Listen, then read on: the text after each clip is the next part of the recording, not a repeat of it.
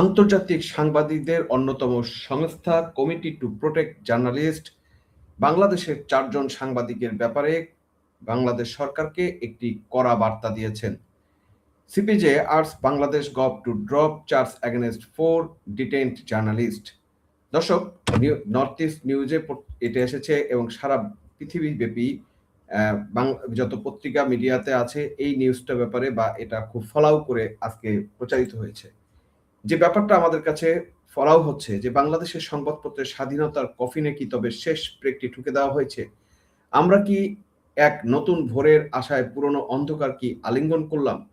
Committee to protect journalist যখন আন্তর্জাতিক মহলে আমাদের দেশের বিচারহীনতার সংস্কৃতি নিয়ে চিঠি তখন লজ্জিত হই আমাদের মানচিত্র। 18 মাস মানে 600 দিন বিনা বিচারে বিনা চার্জশিটে সাংবাদিকদের আটকে রাখা কি তবে আমাদের নতুন গণতান্ত্রিক ঐতিহ্য? 300 সাংবাদিকের কান্না কি সরকারের কানে পৌঁছায় না? সিপিজের বিস্ফোরক চিঠি, ফারজানা রূপা থেকে শ্যামল দত্ত, 600 দিন বিনা বিচারে আটক কেন? ক্যান্সার ও স্ট্রোকের রোগী কেন জেলে ঢুকছেন? সংবাদপত্রের স্বাধীনতা কি এখন মৃত? তারেক রহমান সরকারের প্রতি আন্তর্জাতিক মহলের চরম হুঁশিয়ারি। ক্ষমতার নেশায় কি আমরা সাংবাদিকদের কন্ডেম সেলে পাঠাবো? গণতন্ত্রের মুখোশ খুলে দিয়ে দিল এই আন্তর্জাতিক পর্যবেক্ষণ সংস্থা। বিচারহীনতার এই সংস্কৃতি কি আসলে বাংলাদেশে বন্ধ হবে না? যে সংস্কৃতি শুরু থেকে আজ এইটা নিয়ে যতদিন কথা বলা হচ্ছে, কিন্তু এর থেকে আসলে আমরা কেউ বের হতে পারছি না। দর্শক, আজ আমি এসেছি এক আন্তর্জাতিক লজ্জারই দলিল নিয়ে। কমিটি টু প্রোটেক্ট জার্নালিস্ট বা সিপিজে আমাদের আইনমন্ত্রীকে যে চিঠি লিখেছেন সেটি কি কেবল একটি চিঠি নাকি সেটি আমাদের বিচার ব্যবস্থার গালে একটি বিরাট চপেটাঘাত? ফারজানা রূপা, শাকিল আহমেদ, মোজাম্মেল হক বাবু এবং শ্যামল দত্ত 18 মাস পার হয়ে গিয়েছে, 600 দিন এখনো তাদের বিরুদ্ধে কোনো চার্জশিট নেই, কোনো বিশ্বাসযোগ্য প্রমাণ নেই, অথচ তারা জেলে পড়ছেন দিনের পর দিন। কেন? কারণ তারা সাংবাদিক, কারণ তাদের রাজনৈতিক সংশ্লিষ্টতার ধারণা আপনাদের পছন্দ নয়। আপনারা কি তবে সেই পুরনো আমলদের দমন নিপীড়নের নতুন মোড়কে ফিরিয়ে আনলেন? তারেক রহমান সরকারের কাছে আমার প্রশ্ন, আপনারা কি সংবাদপত্রের স্বাধীনতা রক্ষার প্রতিশ্রুতি দিয়ে ক্ষমতায় আসেননি? তবে কেন এখনো সেই 300 সাংবাদিক জেলের ভিতরে মৃত্যুর দিন গুনছে? আইনমন্ত্রী আসাদুজ্জামান সাহেবকে লেখা চিঠিতে সিপিজে স্পষ্ট করে দিয়েছে এই মামলাগুলো নিছকই রাজনৈতিক উদ্দেশ্য প্রণোদিত। দর্শক, এই কথাটাই কিন্তু গত 18-19 মাস ধরে আমরা বারবার বলছি এবং এই ফারজানা রূপা, শাকিল আহমেদ হতে শুরু করে সকল সাংবাদিকদের কিন্তু আমরা জামিন চেয়ে আসছি।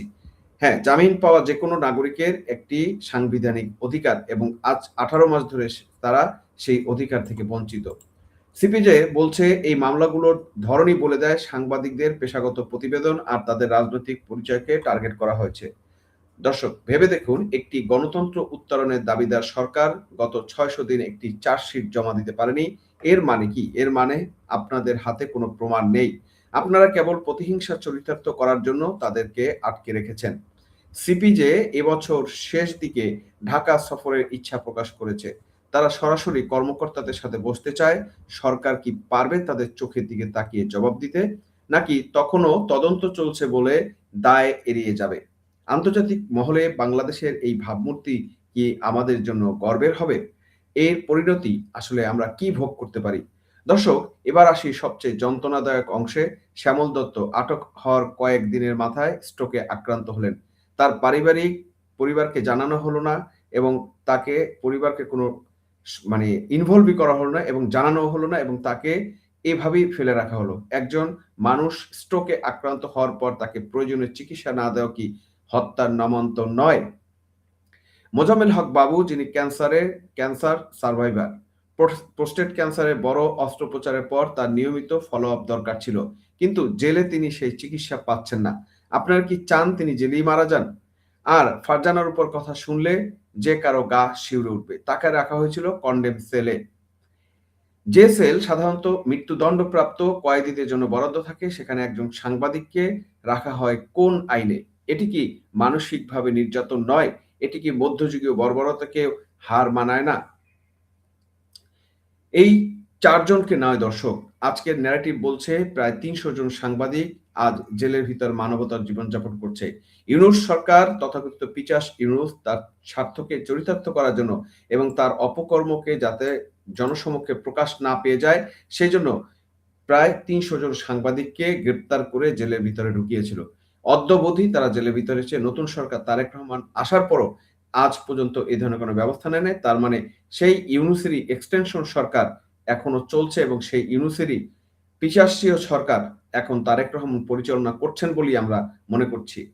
কারো, কারো শরীরের অবস্থা এতই খারাপ যে তারা হয়তো কিছুদিন পর কারাগার থেকে জীবিত বের হতে পারবেন না। কেন এই গণগ্রেপ্তার, কেন সাংবাদিকদের কলম কেড়ে নেওয়ার এই আপ্রাণ চেষ্টা? তারেক রহমান সরকার কি তবে সমালোচনাকে ভয় পাচ্ছে এবং সে কারণে কি তারা এত ভীতু হয়ে আছে যে তাদেরকে এখনো মুক্তি দিতে পারছে না? যদি সংবাদপত্র স্বাধীনতার কথা বলতে না পারে, যদি সাংবাদিকরা সত্য বলার কারণে হত্যার আসামি হয়, তবে স্বাধীনতার অর্থটাই আসলে কি? আপনারা কি কেবল ক্ষমতার হাত বদল করছেন নাকি চেতনারও বদল হয়েছে? ৩০০টি পরিবার আজ নিঃস্ব, ৩০০টি কলম আজ স্তব্ধ। এটি কি অঘোষিত জরুরি অবস্থা নয়? এছাড়াও রয়েছে প্রায় হাজার, হাজার সাংবাদিকদের চাকরিচ্যুত। এই ইউনূস সরকার এবং তাদের মব বাহিনী এমনভাবে সাংবাদিকদের উপর অত্যাচার করেছে যা ইতিহাসে নজির। পৃথিবীর ইতিহাসে এরকম অন্যায় অত্যাচারের নজির আমরা আর কোথাও দেখি না। আইনের শাসনের মানে হলো অপরাধের বিচার হওয়া। কিন্তু এখানে বিচার নয়, এখানে চলছে আভ্যন্তরীণ রাখা বা অন্তরীণ রাখার একটা খেলা এবং বিনা বিচারে অন্তরীণ রাখার একটা খেলা। বিনা বিচারে ১৮ মাস আটকে রাখা কি আইনের শাসনের সংজ্ঞায় পড়ে? সিপিজে বলছে এই মামলাগুলো সমাধান বাংলাদেশের গণতান্ত্রিক উত্তরণ সম্পর্কে আন্তর্জাতিক মহলে একটি জোরালো ইতিবাচক বার্তা দিবে। কিন্তু সরকার কি সেই বার্তা দিতে চায়? নাকি তারা চায় সাংবাদিকদের ভয় দেখিয়ে বেশ বশ করতে? যখন কোনো চার্জশিট থাকে না তখন বুঝতে হবে রাষ্ট্রের কাছে কোনো যুক্তি নেই। আপনারা কি তবে আইনের প্রক্রিয়া লঙ্ঘন করছেন না? এই ৩০০ সাংবাদিকের মধ্যে কতজন বিনা বিচারে মারা গেলে আপনাদের তৃপ্তি হবে সেই জবাব এখন জনগণের জানতে চায় এবং আমরাও সেই জবাব চাই। দর্শক, পরিশেষে একটা কথাই বলতে চাই, সিপিজের এই রিপোর্ট এবং সমস্ত কিছু গত ১৭, ১৮, ১৯ মাস ধরে আমরা বারবার কিন্তু এই মানবাধিকারের বিষয়ে কথা বলছি যে সাংবাদিকদের এভাবে গ্রেপ্তার করার নজির পৃথিবীর কোথাও নেই এবং এই অত্যাচার কোনো রকমই গ্রহণযোগ্য নয়। ক্ষমতার দম্ভে অন্ধ হয়ে যারা সাংবাদিকদের কণ্ঠ রোধ করছেন, ইতিহাস তাদের ক্ষমা করবে না। সিপিজের এই আহ্বান কেবল একটি মানবাধিকার সংস্থার আহ্বান নয়, এটি বিশ্বের বিবেকবান মানুষের আর্তনাদ। তারেক রহমান সরকারের প্রতি আমাদের উদাত্ত আহ্বান থাকবে, অবিলম্বে ফারজানা রূপা, মোজাম্মেল বাবুদের মুক্তি দিন। জেলের ভিতরে ৩০০ সাংবাদিক ঢুকছে, তাদের মানবাধিকার দিক বিবেচনা করে মুক্তি দিন। ক্যান্সার কিংবা স্ট্রোকের রোগীদের চিকিৎসার ব্যবস্থা করুন।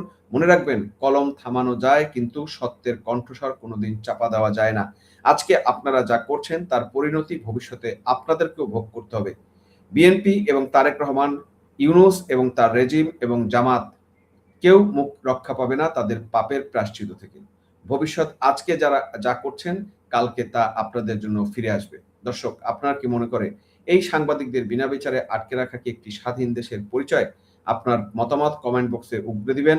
ভিডিওটি শেয়ার করে এই প্রতিবাদের ভাষা সারা বিশ্বে ছড়িয়ে দিন। সজাগ থাকুন, দেশের সার্বভৌমত্ব আর বাক স্বাধীনতা রক্ষায় সোচ্চার হন। আজ এ পর্যন্তই, দেখা হবে পরবর্তী ভিডিওতে। ততক্ষণ ভালো থাকবেন, সুস্থ থাকবেন এবং নিরাপদ থাকবেন।